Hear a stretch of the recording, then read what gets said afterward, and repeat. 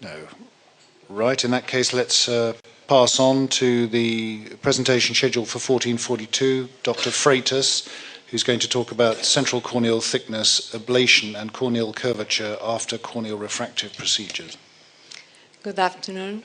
The purpose of this paper is to study the effect of central corneal thickness, ablation, and corneal curvature after corneal refractive surgery on IOP measuring by the Goldmann applanation tonometry. And the proposed number 2 is to create the models with different sets of predictors in order to provide a better insight of the effect of the corneal refractive procedure on IOP.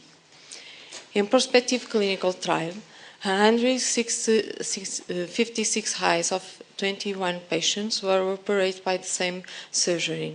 All eyes, preoperative and postoperative, 1 month for the LASIK and 4 months for the alcohol-assisted PRK, IOP with Goldmann applanation tonometry, and corneal topography with Abscan was evaluated. The parameters on topography were the mean keratometry, the central corneal thickness, and posterior curvature considered.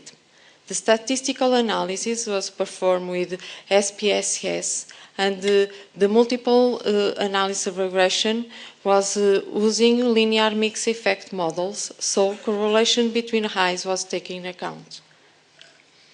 LASIK was performed on 146 eyes, and topical steroid is using only during 1 week, 4 times a day. Alcohol-assisted PRK is pursued on 10 eyes, and the topical steroid is using during 3 months. The difference between pre- and post-operative measurements was statistically significant.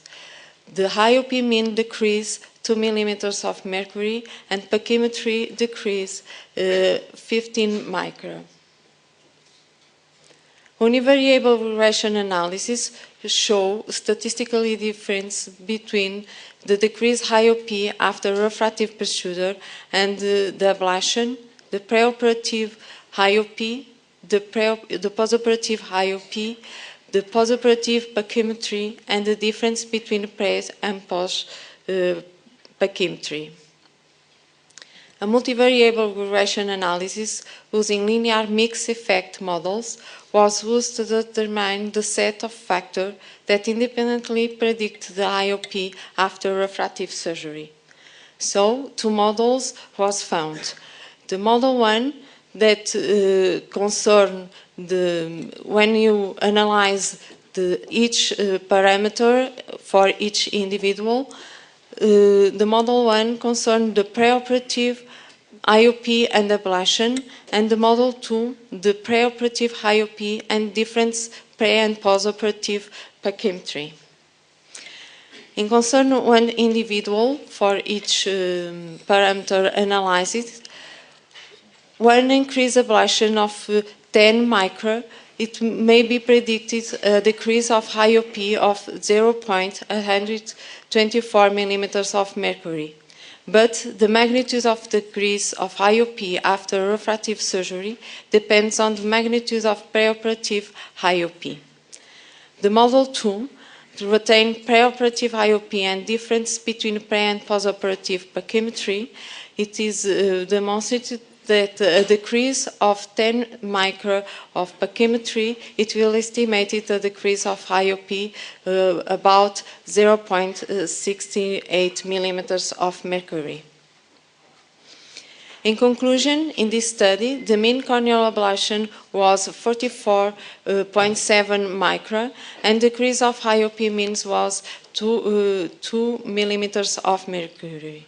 A very high intercorrelation was observed between the reduction of IOP of both eyes in the same subject.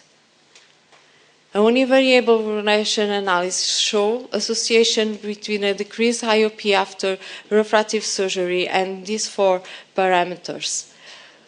We found 2 models with a result of the multivariable regression analysis, but you must know which ablation you have done in your patients, and you must also know the pachymetry and pre and post pachymetry do you have in your patients.